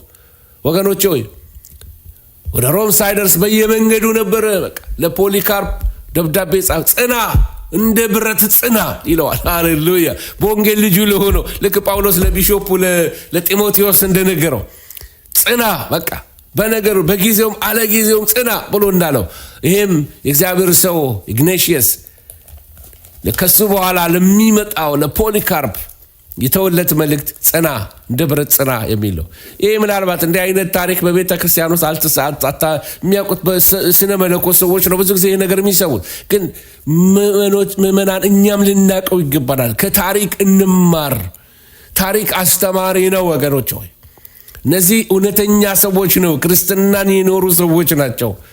ከ40 ዓመት በኋላ ይሄ የምታዩት ሰው ደግሞ ፖሊካርፕ ይባላል። አያችሁ ምስላቸውን ስትመለከቱ አንዳንድ ጊዜ ታሪክን ያቆዩ ቤተክርስቲያናት አብያተ ክርስቲያናትን እንዳትንቋቸው። እሺ እነዚህ ቀደም ያሉ አብያተ ክርስቲያናት ብዙ ተአምር አይተው ብዙ ታሪክ ያላቸው ናቸው። ልንማርባቸው የምንችል ብዙ ሪሶርስ አላቸው። ይሄ ልንክደው አይገባም። ይሄ በሰርመኔስ የነበረ አገልጋይ ነው። እንግዲህ ስዕሉ ላይ እንደምትመለከቱት የሰርመኔስ ቤተክርስቲያን አገልጋይ ነው። አስደናቂ በጣም ጌታን የሚወድ እግዚአብሔር ሰው ነበረ እና ብዙ ዋጋ የከፈለ ሰው ነው ስለ ጌታ ወገኖች ሆይ። እና ፖሊካርፖ ይለዋል በቄሳር ስም ለምናለው፣ በቄሳር ስም ብትምል ብቻ በቄሳር ስም ብትምል ብቻ በነፃ ትለቀቃለህ አለው። ፖሊካርፕ ግን እኔ ክርስቲያን ነኝ በቄሳር አልምልም አለው። አገረ ገዢውም እባክህ በሕዝቡ ፊት አንዴ ብቻ በቄሳር ስም ማል አለው። ፖሊካርፕ ግን ለሕዝቡም ለአንተም መልሴ አንድ ነው፣ እኔ ክርስቲያን ነኝ ሲል መለሰለት። አገረ ገዢውም አሻፈረኝ ካልክ አናብስቱን ለቅብሃለሁ ሲል ማስፈራራቱን ቀጠለ። ፖሊካርፕ ግን ልቀቃቸው ይምጡ፣ የአንተ አናብስት አያስፈሩኝም። እንዲህ አይነት አባቶች ነው ወንጌል የሰበኩልን። ሃሌሉያ። እንዲህ አይነት ጻድቃን ነበሩ ጌታን አስከብረው ያለፈው የጌታን ስም ያስጠሩ እነዚህ ነበሩ ወገኖች ሆይ። እንደገና እንደዚህ አለ ታሪኩ ሲቀጥል፣ አገረ ገዢውም በአናብስቱ የምታላግጥ ከሆነ በእሳት አቃጥልሃለሁ በማለት ሊያስፈራራው ሞከረ። ፖሊካርፕ ግን አሁን ነዶ በጥቂት ጊዜ ለሚጠፋ እሳት ከዘላለም እሳት ያዳነኝን ጌታ ብክደው ለሮምም ለቄሳርም የማልጠቅም ዜጋ ሆናለሁ በማለት አሻፈረኝ አለ። አገረ ገዢው ድምፁን ከፍ አድርጎ ለሕዝቡ ፖሊካርፕ ክርስቲያን ነኝ ይላል በማለት አስታወቀ። ሕዝቡም ይህ ድፍንስያን ያሳተ ነው፣ ይህ የክርስቲያኖች አባት ነው፣ ይህ አማልክቶቻችንን ሁሉ ያጠፋ ነው በማለት አወገዙት። ከዚህ ምልልስ በኋላ ተቃጥሎ በእሳት መስዋዕት ሆነ። ምናልባት የሚቀጥለውን ታሪክ ከመናገር በፊት አንዳንድ ነገሮች ልጨምርላችሁ ፈልጋለሁ። ክብር ለእግዚአብሔር ይሁን። ደስ አይላችሁም? እንዲህ አይነት ጀግና አባቶች ስለነበሩ እንደዚህ አይነት ጌታን የሚፈሩ ለጌታ የተሰጡ። ክብር ለእግዚአብሔር ይሁን። እንግዲህ ስለ ፖሊካርፕ ብዙ ነገር አልኳቸው። ስሉ ላይ የምታዩት ፖሊካርፕ ነው። እንግዲህ ለቄሳር ክብር ተብሎ በከተማይቱ በዓል ተደርጎ ነበረ። ታሪኩ እንደዛ ነው። የዛለታ እንግዲህ ስለት ለስለት እየተጋጨ ግላዲያተርስ እየተገዳደሉ እያለ ጨዋታው እየደመቀ የሰው ደም እንደ ውሃ እየፈሰሰ ከዛ ህዝቡ ደግሞ ከደም መፍሰስ ጋር ግለት እያገኘ ጩኸቱ በቃ የሰው አንገት በተቆረጠ ቁጥር ሰው ልክ ጎል እንደገባ ስቴዲየም ውስጥ ጎል እንደገባ ሰው ሁሉ በስሜት ይጮሃል። የዛ ዘመን ስፖርት ይሄንን ይመስል ነበር። ሰው ሁሉ የሚጋደል፣ ሰው በሰው ነው የሚጫወተው። ድንገት ከተመልካቾቹ መካከል ይባላል ታሪኩ አንዱ እነዚህ ከሃዲ ክርስቲያኖች ይጥፉ፣ ምክንያቱም ክርስቲያኖች ፖሊቴይስቶች አይደሉም፣ ብዙ አማልክትን አያመልኩም፣ አንድ አምላክ ነው የሚሉት እንደ አይሁዶች። ስለዚህ ሌሎችን አማልክት ይክዳሉ። ስለሚክዱ እነዚህ ከሃዲዎች ክርስቲያኖች ይጥፉ ብሎ ከተመልካቾች መካከል አንድ ሰው ጮኸ ይባላል ታሪኩ ላይ። ወዲያው የትዕይንት አደባባዩ በሙሉ በቃ መጫጫህ ጀመረ፣ ይጥፉ ይጥፉ የሚል። ከዛ ክርስቲያኖችን እዛ አካባቢ ያሉትን በሙሉ ይያዟቸው። ከዛ ወደ ትዕይንት አደባባዩ ደግሞ ወረወሯቸው፣ መጫወቻ ላይ ያረጓቸው። ከዛ አንበሶች ቦጫጨቋቸው። ኮሎሲየም በአይኔ አይቼዋለሁ። ጣሊያን ያላችሁ ሰዎች ታውቁታላችሁ። ቦታው የደም ቦታ ነው። ከዛ አናብስት እየወጡ ቦጫጨቋቸው፣ ነብሮች ቦጫጨቋቸው፣ የተለያዩ አራዊቶች በቃ ይበሏቸው፣ ደማቸውን ያፈሱና ይቆራርጧቸው ጀመሩ። ህዝቡ በዛ ላይ በቃ ሰከረ። ደማቸውን ሲያይ ደስ አለው። በቃ ሲቦጫቸው ስቴዲዮም ማለት ነው፣ ጭፈራ ነው፣ በጣም ደስታ ነው፣ ሆታ ነው። ህዝቡ አላቆምም አለ። ከዛ አሁን መጮህ ጀመሩ። ፖሊካርፕን እየጠሩ በቃ ፖሊካርፕን አምጣ እያሉ ወደ ቄሳሩ ይጮህ ጀመር። በቃ እና ማስተጋባት ጀመረ። ፖሊካርፕ እንዲያርገው፣ ፖሊካርፕን ግደለው የሚል ጩኸት ወዲያው። ከዛ ቄሳር አጠገቡ ያሉትን ወታደሮች ይጠራቸውና ሂዱና ፖሊካርፕን አምጡት ይላቸዋል። እንግዲህ ፖሊካርፕ የሚታወቅበት ነገር አንዱ በዛ ከተማ ውስጥ የወንጌል አገልጋይ ነው፣ ካህን ነው፣ ቢሾፕ ነው፣ በከተማው የታወቀ ሰው ነው። እና ፖሊካርፕን ሊያመጡ ወደ እሱ ሄዱ። ሰዎች እንዲያመልጥ ቀደም ብለው ፖሊካርፕን ብታመልጥ ይሻልሃል፣ እንደዚህ የሆነ ነው ብለው ቀድመው ሮጠው ነግረውታል። እሱ ግን ነው በፍጹም አልሸሽም አለ። ክብር ለእግዚአብሔር ይሁን። አልሸሽም አለ። ሽሽቱን እምቢ ባለ ጊዜ ወታደሮቹ ቤት ደረሱ። በራ አንኳኩ። እንግዲህ ከሰርምኔስ ከተማ ወጣ ብላ ባለች በአንዲት ደሳሳ ጎጆ ነበረ ይኖር የነበረው ይባላል ባዮግራፊ ወይንም ታሪኩ። በሩን ሲከፍት እነዛ ወታደሮች መጡ እና ጥያቄ ጠየቁት። ፖሊካርፕ የሚባል ሰው እዚህ አለ አሉት። እኔ ነኝ አላቸው። ከዛ ወደ ውስጥ ግቡ አላቸው። ምግብ አቀረበላቸው፣ ምግብ አበላቸው። ወታደሮቹ ምግብ በልተው ሲጨርሱ ለምንድነው ይህን ሽማግሌ የምናስረው ብለው ይነጋገራሉ። ከዛ መጣ፣ እጁን ሰጣቸው፣ አሰሩት፣ ይዘውት ሄዱ። አገረ ገዡ ገና ሲመለከተው ነው ያለው ነገር ምንድነው? ለሽበትህ እንኳን ስትል እስቲ ኢየሱስን እርገመውና ለቀሃለሁ አለው። ትልቅ ሰው ነህ፣ ሽማግሌ ነህ፣ ለሽበትህ ሲባል በቃ አንዱ በቃ እርገመውና ለቀሃለሁ አለው። አዛውንቱ የሰርምኔስ ቤተክርስቲያን መሪ ወይንም ደግሞ ቢሾፕ ፖሊካርፕን ለአገረ ገዢው በጣም የሚገርም ነገር መልስ ሰጠው። 86 ዓመት አገልግየዋለሁ፣ አንድም ቀን አሳዝኖኝ አያውቅም። እንዴት ታዲያ አሁን ጌታዬንና ንጉሴን እሰድበዋለሁ አለ። ሃሌሉያ! 86 ዓመት አገልግየዋለሁ፣ አንድ ቀን አሳዝኖኝ አያውቅም። እንዴት ታዲያ አሁን ጌታዬንና ንጉሴን እሰድበዋለሁ? ያን ጊዜ በእንጨት ላይ አሰሩት። ቅድም ያልኳችሁ ኮንቨርሴሽን ሆነ። በእንጨት ላይ አሰሩት፣ እሳት አነደዱ። የእሳቱ ኃይል ኃይለኛ ሆነ። ወላፈኑ በበዛ ጊዜ እንደታሰረ ወደ ፖሊካርፕን ወደ እሳቱ ገፉት። የዛን ጊዜ ፖሊካርፕ ወላፈኑ ልክ እንደተከለከለ ነገር ወደ ፖሊካርፕ አልቀርብ አለ። ወደ እሳቱ ወደ እሱ አልጠጋም አለ።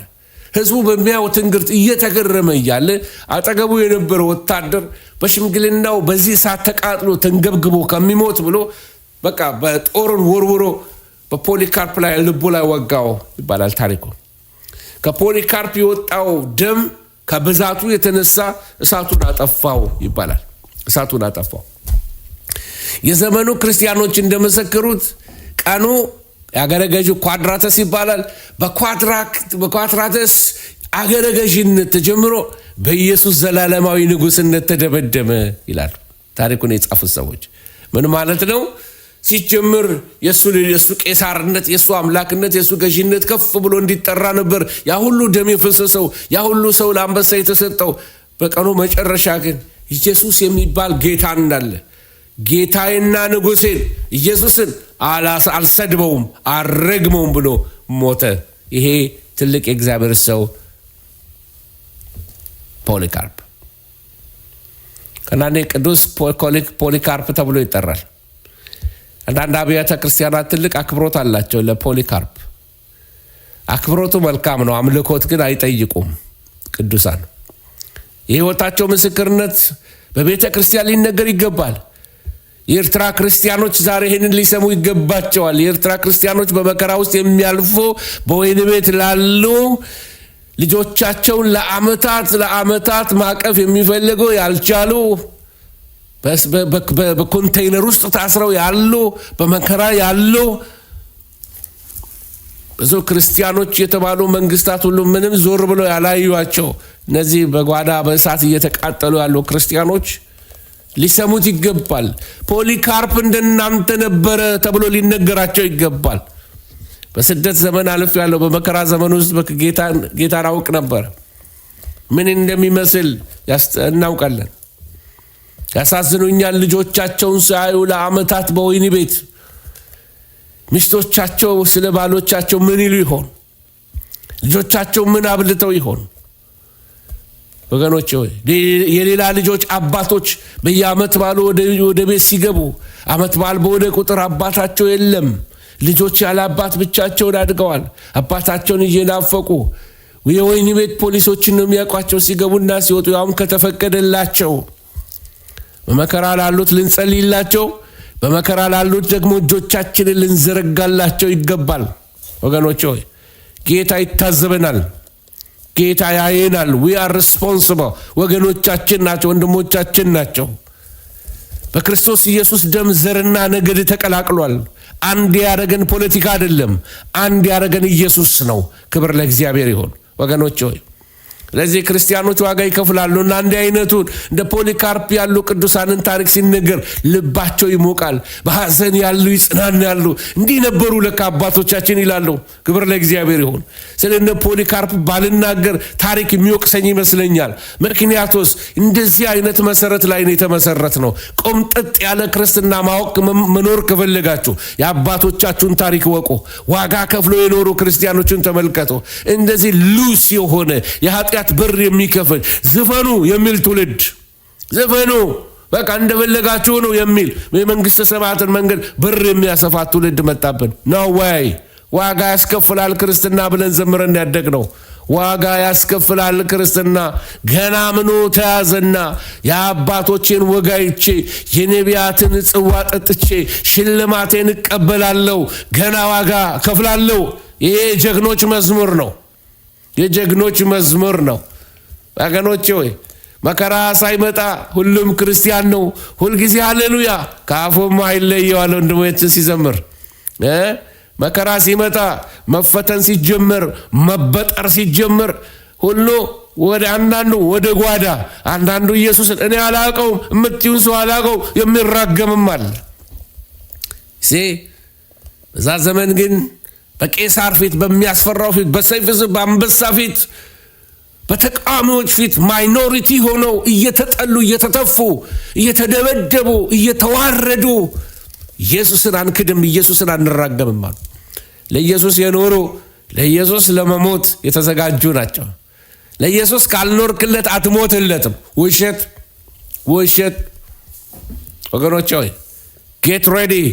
የሚመጣው ዘመን ምን እንደሚመስል ወደፊት አሳያቸዋለሁ። ልጨርስ፣ ቶሎ ቶሎ ልሂድ። እቺታችን ብላንዲና ትባላለች። ብላንዲና በጣም ጌታን የምትወድ የጌታ ልጅ ነበረች እና የገጠማት ነገር እሷም የተለየ ነገር ነው። ወገኖች ሆይ በ177 አካባቢ በፈረንሳይ ሀገር ትልቅ በቃ በሊዮን በሚባል አካባቢ ኃይለኛ ስደት ተነሳ እና በዛ ፓቲነስ የሚባል አንድ ቢሾፕ ወይንም አገልጋይ ነበረ እና እሱ ወደ ወህኒ ወሰዱትና በወህኒ ቤት እያለ አሰቃይተው ገደሉት። በዛ ደግሞ ወጣቷ አንድ ልጃገረድ ነበረች፣ ወጣት። እሷ ደግሞ አሰቃይተው ከጠዋት እስከ ማታ ድረስ ገራፊዎች ገርፈዋት አሰቃይተዋት በብዙ ከደበደቧት በኋላ ገራፊዎቿ ሁሉ ደከማቸው። እሷ ታሪክ ደግሞ እዚህ ጋር አለላችሁ ወገኖች ሆይ በብዙ ስቃይ ውስጥ አለፈች። ምላሿ ግን ምን የሚል ነበር መሰላችሁ? እኔ ክርስቲያን ነኝ፣ ምንም ያደረኩት ነገር ክፋት የለም እያለች ትናገር ነበር። ወገኖች ሆይ ምንም ያደረኩት ነገር የለም፣ ምንም ያደረኩት ክፋት የለም፣ እና በነጋታው ወደ ጨዋታ ስፍራ ወሰዷት፣ ወይንም ደግሞ ወደ ካምቦሎጆ ወይንም ደግሞ ስቴዲየም ወደሚመስል ወደ ኮሎሲየም ወደሚባል ስፍራ ወደ ተሰብሰው ወደሚሰበሰብበት ቦታ ወሰዷት። በዛ ዘመን እነዚህ ግላዲያተርስ የሚባሉ መረብ ይይዛሉ። ልክ እንደ ቄራ ልጆች በሬ እንደሚይዙት መረቡን ይወረውሩና ሰው ላይ ሲጥሉ ላያቸው ላይ መረቡ ይደፈንባቸዋል። በገመድ የሚሰራ ነው። ከዛ ሰዎች ለመውጣት ያስቸግራቸዋል። የዛን ጊዜ አናብስቶች ይመጡባቸዋል፣ ላያቸው ላይ ያሰቃዩቸዋል። በቃ እንደ ዕቃ ነው የሚያረጓቸው። እና እቺት ገራፊዎቿ ደክመዋቸው እኔ ክርስቲያን ነኝ ስላለቻቸው በቃ ትተዋት ትገደል ተብሎ ወደዛ ከመሄዷ በፊት ግን ትጸልያለች። ጌታ ሆይ ምን ላድርግ? ፈቃድህ ነው ወይ ሰማዕት እንደሆን ትለዋለች። ጌታ ህልም ያሳያታል። በህልሟ አንድ ትልቅ ኮርማ በፊቷ ቆሟል። እሷ ደግሞ በጀርባው ላይ ትወጣና ተንጠላጥላ በኮርማው ቀንድ ላይ መሰላሎች ትመለከታለች። ከዛ መሰላሉን ተከትላ ወደ ሰማይ ስትገባ ጌታ ያሳያታል። ጌታ ሌላት የፈለገው ይሄን ነው። በዚህ ኮርማ ተወግታ እንደምትሞት ጌታ ሰማዕት እንደሆነ እንደምትሞት ይነግራታል። ስለዚህ በጠዋት ትነሳለች። ምነው አረፈዱ ትላለች። የሚወስዷት ሰዎች ስለቀሩባት ለምንድን ነው እንዴ አረፈዱ እኮ ትላለች። ለመሞት ወደ ጌታ ለመሄድ ናፍቃ ነበረ። ሃሌሉያ ሃሌሉያ። እንዴ ጨዋታ አልነበረም ክርስትና ህይወት ነበረ። they mean business. ቃል ስንሰማ እየተዝናናን፣ መዝሙር ስንሰማ እየተዝናናን፣ ወንጌል ሲሰበክልን እየተዝናናን፣ እግራችንን ዘርትተን ኮካኮላ ጠሽ እያደረግን በቅንጦት ቤተ ክርስቲያን ሂት የለውም፣ ኤሲ የለውም፣ ይሞቃል፣ ቸርች አልሄድም። ሞቀ እነ ብላንዲና ይንገሯችሁ፣ እነ ፖሊካርፕ ይንገሯችሁ፣ እነ ኢግኒሽየስ ዋጋ የከፈሉ በእግራቸው እስኪያብጥ ድረስ የተገረፉ ቁስል በቁስል ሆነው በድህነት አልፈው በመከራ አልፈው ኢየሱስን አንክድም ብለው ለጌታ ኖረው የሞቱለት። ኤሲ የለውም ብሎ ቸርች መቅረት፣ ሰው ገላመጠኝ ብሎ ቸርች መቅረት። ወይ ጉድ! ጌታ ይርዳን ወንድሞቼ፣ ጌታ ይርዳን። ምን ያህል ስፖይልድ እንደሆን ስፖይል ሆነናል። ጠንከር ያለ ቃል ሲነገር እንዴ ማን ነውና ነው ስም ይናገረን? እኛ ካልነገርናችሁ ጌታ አይነግራችሁም። እኛ ካልነቃናችሁ ጌታም አይነቃችሁም። አገልጋዮቹ እንዲፈሯችሁ በግንባራችሁ ቤተ ክርስቲያን ላይ ተቀምጣችሁ አገልጋይ የምትገላምጡ እንዲህ ተናገረ እንደዛ አለ ዛሬ ደግሞ እንዲህ ብሎ እንዴት ይናገራል?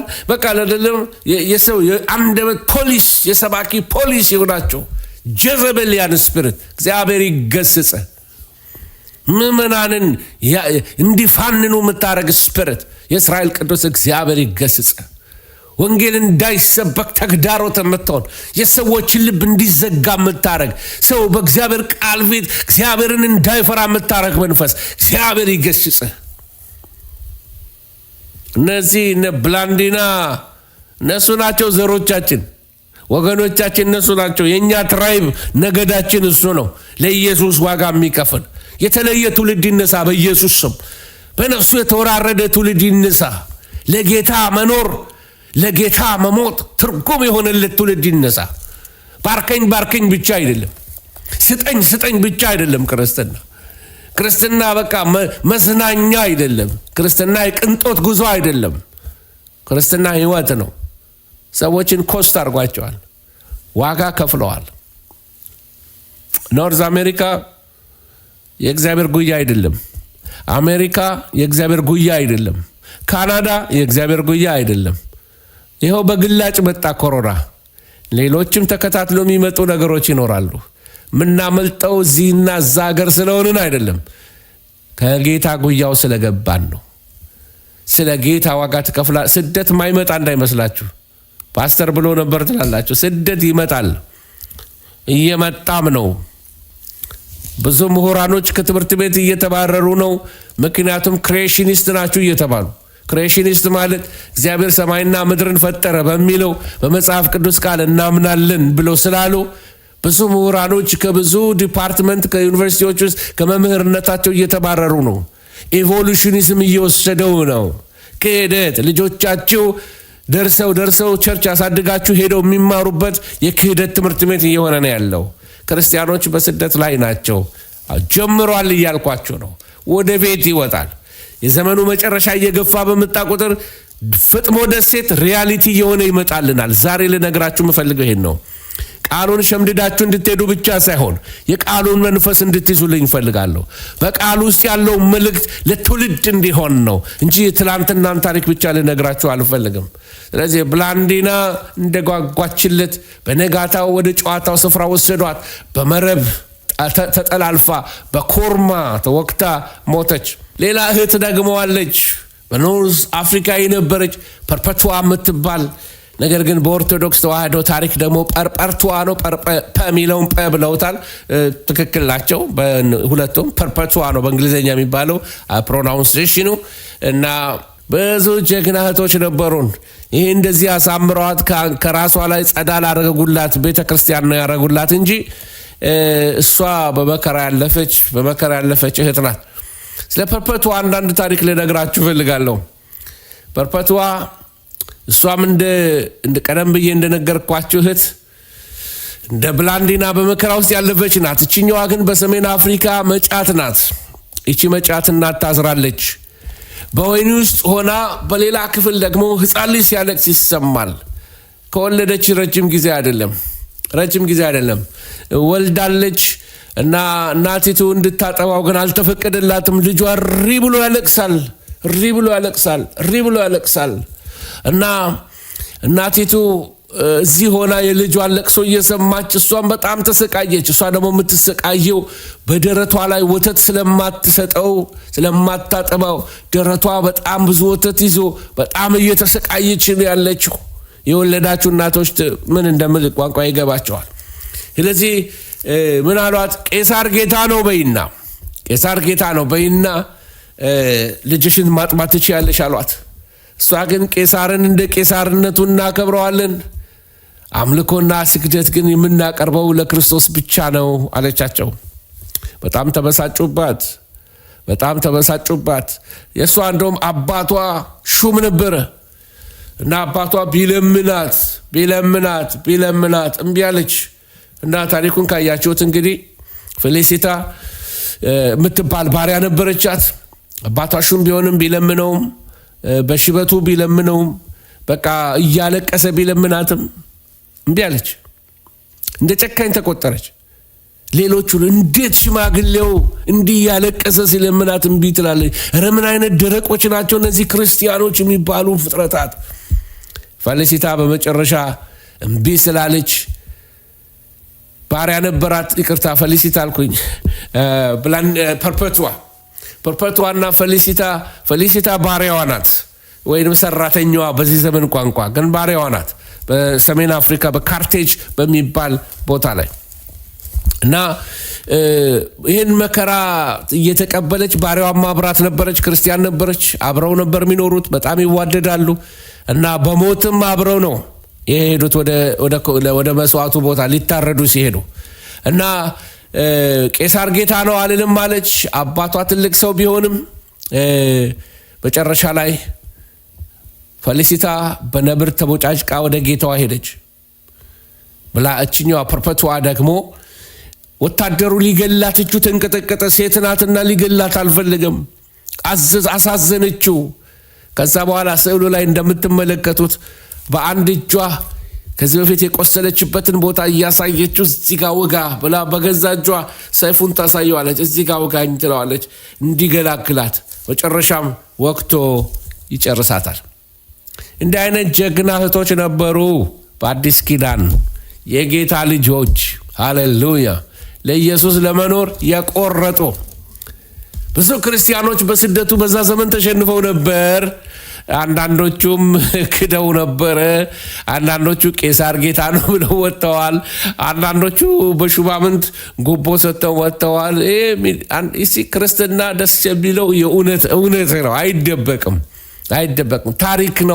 ታሪክ ነው። ስለዚህ እነሱን ታሪክ ላምጣላችሁ። ኦኬ፣ ይሄ እነዚህ ሰዎች ነበሩ፣ የካዱም ነበሩ፣ ሌሎችም ነበሩ ደግሞ አይደለም። በቤተ ክርስቲያን ውስጥ ትልቁ ኢሹ ነበር፣ እንቀበላቸው ነው አንቀበላቸው የሚባል እንትን ነበር እና ይሄ በየዘመኑ ነበረ። ይቅርታ አድርጉልኝ ይሄን ስናገር፣ ቤተ ክርስቲያን ወንጌላዊ ልታደርጋቸው ልካቸው እንደ ስፖርተኛ እየፎረፉ በስደት ሀገር የቀሩ ብዙዎች ነበሩ። ከሀገር ከወጡ በኋላ ደግሞ አገልጋይ ነን ብለው በቃ ጉራ ክረዩ ይላሉ። መከራ ሳይመጣ ሁሉም ክርስቲያን ነው። መዝሙሩን ታስታውሳላችሁ አይደለም? ዋጋ ያስከፍላል፣ ክርስትና ዋጋ ያስከፍላል። ስለ ክርስቶስ መናቅ የማይችል ሰው እንዴት ይሞትለታል? አስራቱን መስጠት የማይችል ለቤተ ክርስቲያን እንዴት ይሞትለታል? ኢየሱስ እኔነቱን ያልካደ እንዴት ሊሞትለት ይችላል? ኢየሱስ እዛ ደረጃ እኮ ለመድረስ ራሱ ክብር ነው፣ ከደረሰ ማለት ነው፣ ብቃት ካለው ማለት ነው። እኔ ጌታም እኮ ማንችለውን አይሰጠንም። በእርግጥ ግን በጣም የገባቸው ለጌታ የተሰጡለት ሁለንተናቸው ሶልድ አውት ሲሆን ለጌታ ሊሞቱለትም ሬዲ ናቸው።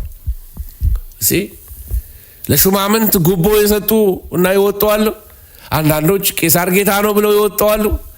አንዳንዶች በስደት ተሸንፈዋል። የቤተ ክርስቲያን ቻሌንጅ ነበር፣ እንቀበላቸው አንቀበል። በሁለት ተከፍላ ነበር። አንዳንዶች ሸሽተው ወደ ሌላ ሀገር ሁሉ ይሄዳሉ። ኮብልለው የሄዱ ሰዎች ነበሩ። ይሄ እውነት ነው። ስለዚህ በዚህ የስደት ዘመን ቤተ ክርስቲያን ልክ በስላይዱ ላይ እንደጻፍኩላችሁ እንደ ጌዲዮን ሰራዊት ለይልኝ አለው። በቃ ተሰብስቦ ማስ ሆኖ የመጣውን ሰራዊት ለይልኝ አለው። በቃ በጉልበቱ ተንበርክኮ በምላሱ የሚጠጣውን ዞር በልበለው አለ። በቃ እያጠራ የፈራ የደነገጠ ይመለሳል። መጨረሻ ላይ ተንበርክኮ ውሃ እየጠጣ ቀና ብሎ አይቶ የተለየ የወታደር ስፒሪት ያለው በቃ ሬዲ ፎር አክሽን የሆኑትን የነቃ ስፒሪት ያላቸው ሰበሰበና 300 ሰራዊት ብቻ ይዞ ድል አገኘ። ምድያምን ደመሰሰ ከምድር ላይ። ወገኖች ሆይ እግዚአብሔር ረመነንት አለው። ጌታ አሁንም ረመነንት አለው፣ ቅሬታ አለው። ደብቆ የሚያስቀምጣቸው ድብቅ ጦሮች አሉት። እግዚአብሔር ሾፍ አያረጉም፣ እኔ አይሉም፣ ክብራቸውን አያወሩ፣ ዝም ብለው ተቀምጠዋል። እግዚአብሔር ዝም አሰኝቷቸዋል። ዘመን ሲመጣ ደግሞ አፋቸውን ይከፍታል። ክብር ለእግዚአብሔር ይሁን። ስለዚህ በዚህ የስደት ዘመን ቤተ ክርስቲያን የጠራ ሰራዊት ነበረች። ቤተ ክርስቲያን በጣም ሰፍታ ነበረ። እዛ ዘመን እንዳለ ጠርጠሉስ ወይም ደግሞ ተርቱሊየንስ ቅድም ያሳየዋችሁ ሰው የሰማዕታት ደም የቤተ ክርስቲያን ዘር ነው። በእነሱ ደም መዘራት ነው ቤተ ክርስቲያን የበቀለችው። ወንጌል የሰበኩት በዛ ነበረ።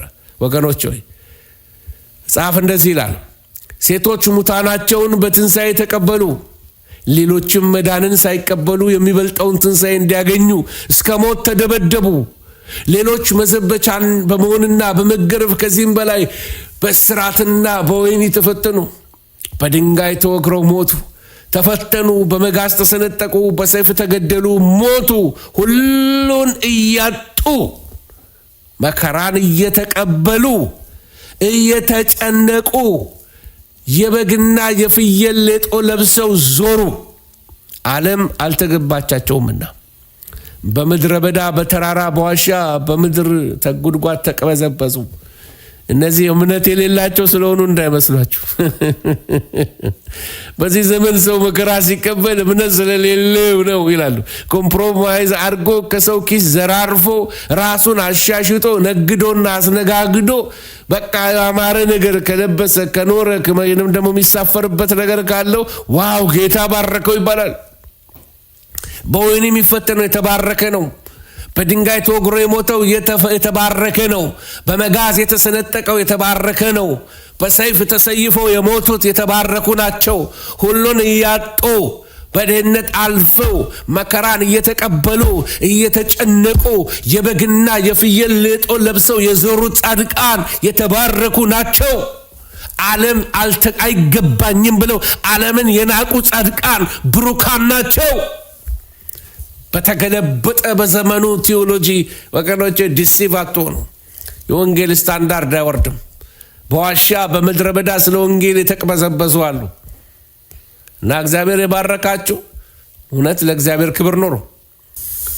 መጽሐፍ እንደዚህ ይላል፣ በእውነት በክርስቶስ ኢየሱስ እግዚአብሔርን እየመሰሉ ሊኖሩ የሚወዱ ሁሉ ይሰደዳሉ። ክርስትና ዋጋ ያስከፍላል። ዋጋው ሞት ነው። መስቀል መሸከም የቀረ ፋሽን አይደለም። አንዳንዶች የምን መስቀል መሸከም ነው ይሉናል። የትሸከማለህ እውነተኛ ክርስቶስን ከመሰልክ። ክርስቶስን ካልመሰልክ ምንም ችግር የለም፣ አትጨነቅ። እዚሁ ምድር ላይ ተጣብቀ ስለምትቀር ምንም ችግር የለብህም። ዓለም ትሸታለህ። እስቶኬ ለዓለም ናንተ ዶንት ወሪ፣ አትጨነቅ። ወደ ጌታ መሰብሰብ የሚሆን መነጠቅ ለሚፈልግ ግን ዓለምን እየመሰለ አይኖርም፣ ተለይቶ ይኖራል። እነዚህ ሰዎች ጀግኖች ናቸው። ወደ ፓትሞስ ወደ ፍጥሞ ደሴት ዮሐንስ ተጋዘ የሚለው ቃል ብቻ አይደለም፣ በውስጡ በጣም ብዙ ስቴፖች አሉ። ብዙ ጻድቃን የገቡበት መንገድ አለ፣ ያለፉበት፣ ያለቀሱበት እንባ። ምን ነው ጌታ ሆይ ይሄ ስቃይ አይበቃም ወይ ብሎ የጮሁበት ብዙ የከፉ ዘመናት አሳልፈዋል። 10 ቄሳሮች ወጥተው ሲወርዱ ክርስቲያኖች በመከራ አለፉ። ቁንጥስጥንዮስ ወይንም ደግሞ ኮንስታንቲን እስከሚመጣበት ዘመን ድረስ ቤተ ክርስቲያን በእሳት ትጠበስ ነበር።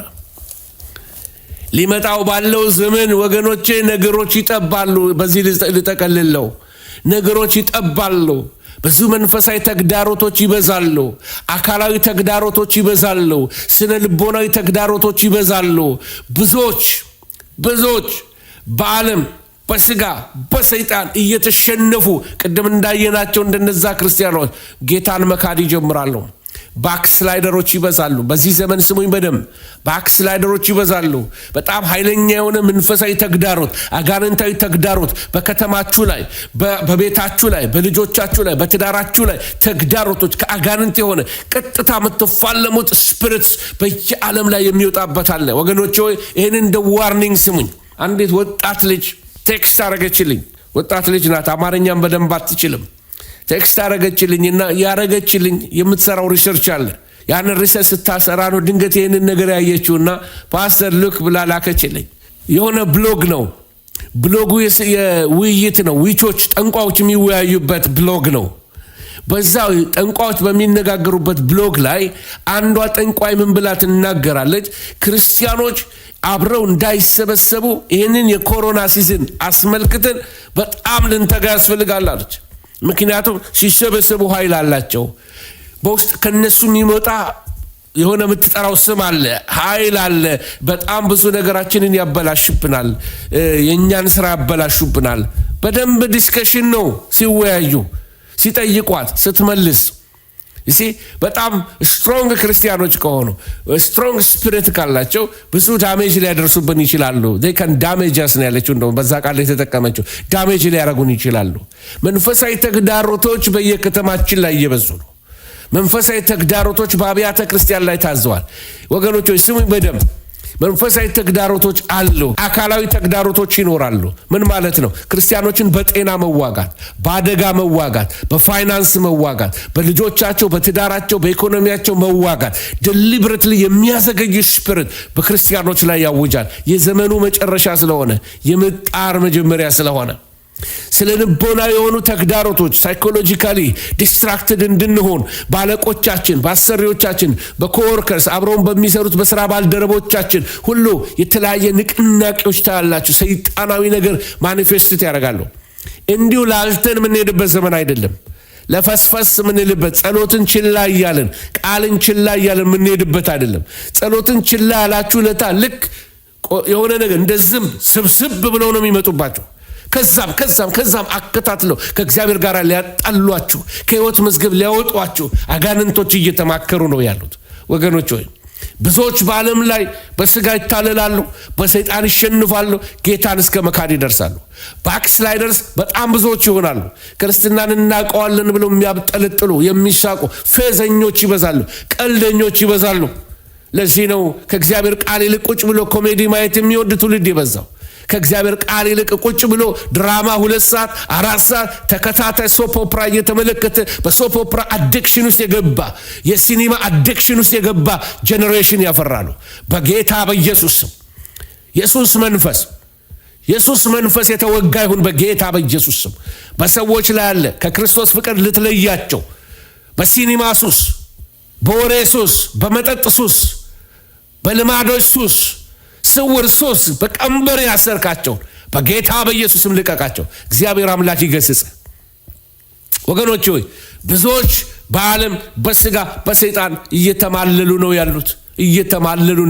ቀላጆችና ፌዘኞች በጣም በብዙ ጎርፍ እየመጡ ነው ያሉት። በቃ ላይፍ ስታይል እየሆነ ነው ፌዘኝነት። ወገኖች መድረካችን ራሱ ቁም ነገር የምናወራበት ሳይሆን የቤተ ክርስቲያን መድረኮች ሁሉ የኮሜዲያንስ መድረክ እየሆነብን መጥቶ ነበረ። ኮሮና ብሬክ ሰጠን። ኮሜዲ፣ ፌዘኝነት፣ ቀልድ፣ ኃጢአትን አቅልሎ መናገር። መጽሐፍ ቅዱስ ምን ይላል? ሰነፍ በኃጢአት ያፌዛል ይላል መጽሐፍ ቅዱስ። ሰነፎች ስራቸው ነው መንፈሳዊ ስንፍና ነው።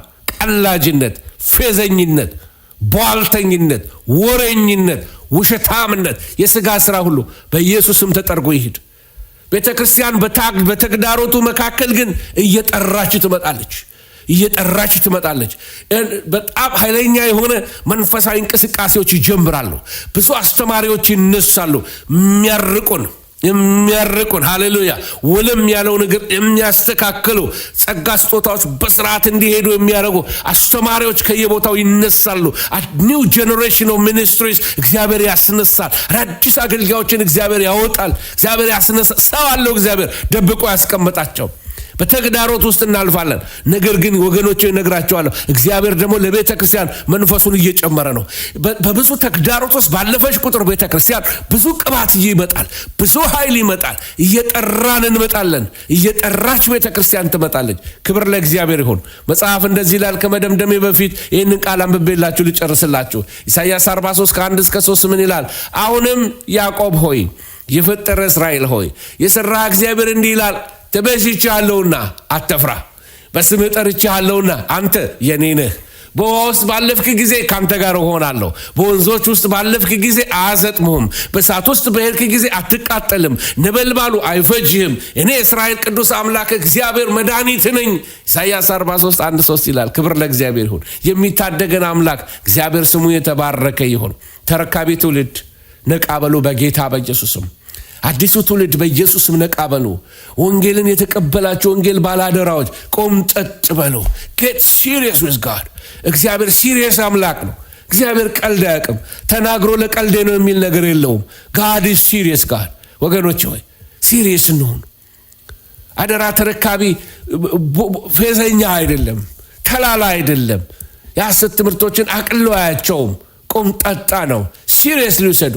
ክህደቶችን እምቢ ያሉ እነ ፐርፐቷ እነ ብላንዲና ምስክሮች ናቸው ወገኖች ሆይ። እነ ፖሊካርፕ ምስክሮች ናቸው። እነ ኢግኔሽየስ ወይንም አግናቲዮስ ምስክሮች ናቸው። ዓለማዊው ፕሌኒ የአገረ ገዢው የቢታንያስ እንኳን መስክሮላቸዋል። ኔሮ እሱ ታሪክ ቢጽፍ ስለ ክርስቲያኖች የሚለው በጣም ብዙ አለ፣ ግን አልተንበረከኩልኝም ሳይል አይቀርም ወገኖቼ። ክብር ለእግዚአብሔር ይሁን። ቄሳር ጌታ ነው አለ ነው። ግዞት በፍጥሞ ያልኳቸው ይሄ ነው። የተለያየ ፍጥሞች ላይ ልትሆኑ ትችላላችሁ። የዛሬውን ትምህርታችንን በኤርትራ ላሉ በወይን ቤት ላሉ ዴዲኬት አደርገዋለሁ። እግዚአብሔር ከነሱ ጋር ይሁን። መንፈስ ቅዱስ በስደት ላይ ላሉ ለኤርትራ የክርስቲያን እስረኞች፣ ስለ ወንጌል የታሰሩ፣ እግዚአብሔርን ስም ስለጠሩ፣ እግዚአብሔርን ስላገለገሉ፣ በወይኒ ለወደቁ ለክርስቲያን ወንድሞቼ እህቶቼ፣ በእስር ላሉ ለኤርትራውያን ይህን ዴዲኬት አደርጋለሁ። እግዚአብሔር ከነሱ ጋር ይሁን። እግዚአብሔር ከእናንተ ጋር ይሁን። በአረቡ ዓለም በመከራ ለምታልፉ አረብ ክርስቲያኖች ምናልባት ትራንስሌት ከተደረገላቸው፣ ምናልባት ደግሞ በሌላው አካባቢ በፓኪስታን፣ በዚህ በኤዥያ አካባቢ ላይ፣ በፋሪስት አካባቢ ላይ፣ በቻይና በመከራ ለሚያልፉ ሁሉ መጽናናት ይሁን። እግዚአብሔር መንፈስ ቅዱስ ባሉበት ይጎብኛቸው። ጳራቅሊጦስ እግዚአብሔር መንፈስ ቅዱስ ከነሱ ጋር ይሁን። ቁጥር 9 የሚለን ይሄን ነው። እኔ ወንድማችሁ የሆንኩ ከእናንተ ጋር አብሬ ምኑን መከራውንና መንግስቱን የኢየሱስ ክርስቶስንም ትዕግስት የምካፈል ዮሐንስ። የክርስቶስን ትዕግስት የምትካፈሉ መከራውንና ትዕግስት መንግስቱን የምትካፈሉ ወንድሞቻችን ይሆናችሁ ሁሉ የጌታ ጸጋና ሰላም ለእናንተ ይሁን። እግዚአብሔር ባላችሁበት መከራ ማውጫውን ያሳያችሁ። እግዚአብሔር ከእናንተ ጋር ይሁን። እግዚአብሔር እናመሰግናለን።